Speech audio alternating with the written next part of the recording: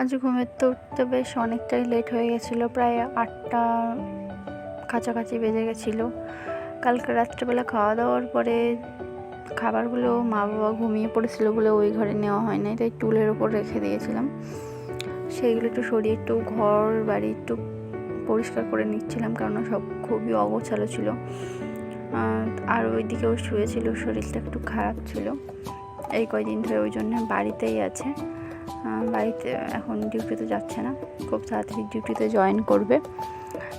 তারপরে যে কালকে যা ধুয়ে দিয়েছিলাম জামা কাপড় সেইগুলো শুকায়নি, সেই জন্যে কিছুটা শুকিয়েছিল কিছুটা শুকায়নি, তার জন্য মেলে দিয়েছিলাম, তাই সামনে ঝুলছিল।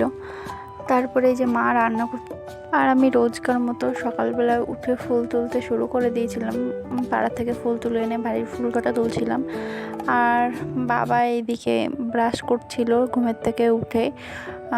আমার আগেই আজকে হয়তো উঠেছিল কি পরে আমার সঠিক মনে নেই।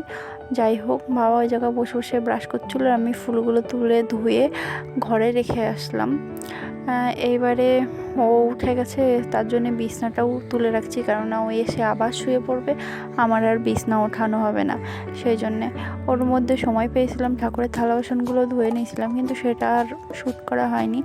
আর একই জিনিস বারবার কী বা তোমাদের দেখাবো, তার জন্যে আর ক্লিপ দিইও নি, শ্যুটও করা হয়নি, তো ক্লিপ কী করে দেবো। যাই হোক, তারপরে এই যে বিছনা ঝেড়ে বিছনা ঠিক করে নিচ্ছিলাম, আর এই মাথার কাছে যে বাক্স রয়েছে ওর ওপরে সব জিনিসপত্র রাখা হয়, এত ছড়িয়ে ছিটিয়ে রাখে, গুছিয়ে পারি না। একটু গুছিয়ে নিলাম, তারপরে ভিজা জামা কাপড়গুলো ওই যে মেলে দিচ্ছিলাম।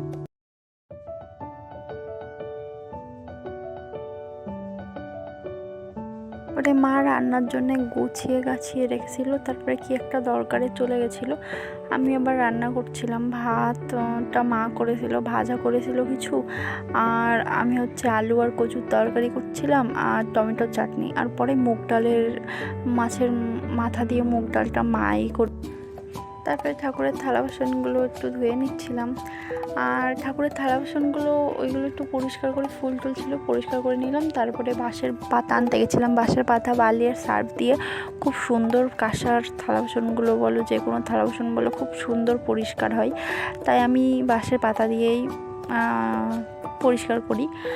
তারপরে এই যে অসময়ে পুরো ঝরঝরে বৃষ্টি হচ্ছিলো, এদিকে বৃষ্টি হচ্ছিলো, পরে দেখি রোদও হচ্ছে।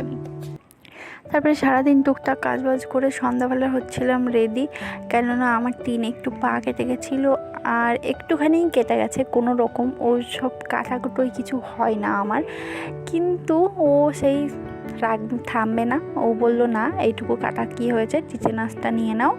টিটেনাসটা নিয়ে রাখলে তো কোনো প্রবলেম নেই, বকাঝকা দিয়ে আমাকে রেডি করালো, চলো তোমাকে টিটেনাস নিতে যেতে হবে। এবার আমি যে রেডি হচ্ছিলাম, ও একটু ঠান্ডা লেগেছে, জ্বর এসেছে, তার জন্যে ওষুধ নিতে যাবে।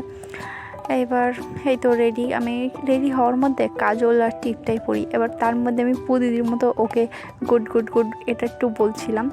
তারপর চলে গেছিলাম ডাক্তারের কাছে, ডাক্তার তো রুগী দেখছিল, এদিকে বললো খালি পেটে টিটেনাস নেওয়া যাবে না, কেননা বাড়ি থেকে বেরোনোর আগেই আমার একটু খিদে পেয়ে গেছিলো, তো বললো কিছু একটা খেয়ে আসো।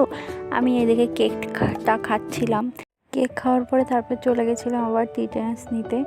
টিটেনাসটা ওনার কাছে ছিল না, পাশের একটা দোকান থেকে সেখানে ছিল, সেখান থেকে নিয়ে আসতে হলো।